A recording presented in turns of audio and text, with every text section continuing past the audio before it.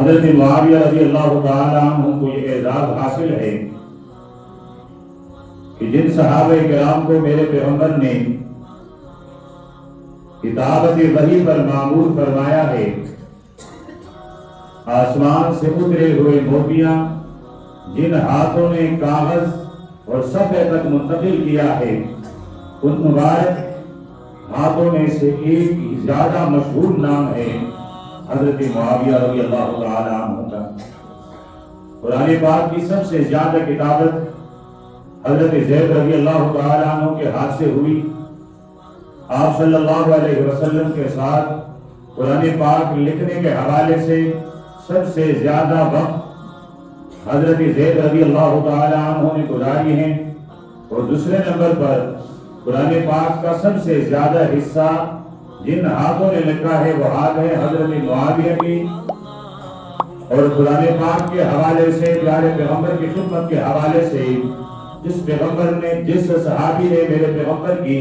سب سے زیادہ حضر اور سفر میں خدمت کی ہے، وہ نام ہے حضرت معاویہ کا رضی اللہ تعالی عنہ۔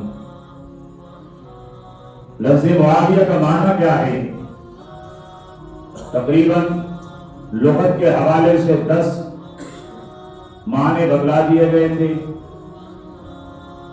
لیکن ان میں جو سب سے پسندیدہ معنی اور سب سے زیادہ مشہور معنی ہے کہ حضرت معاویہ رضی اللہ تعالیٰ عنہ کی نسبت اور آپ کے نام کی نسبت بہت ہی بلند ہے۔ معاویہ اس ستارے کو کہا جاتا ہے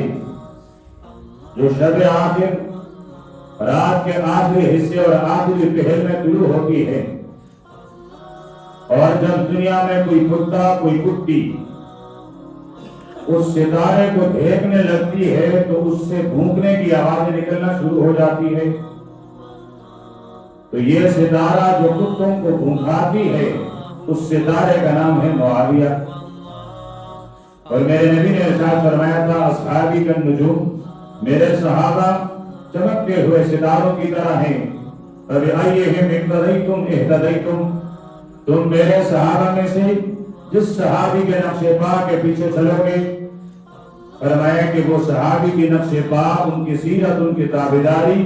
وہ تمہیں ہدایت کے معراج تک پہنچا دے گی۔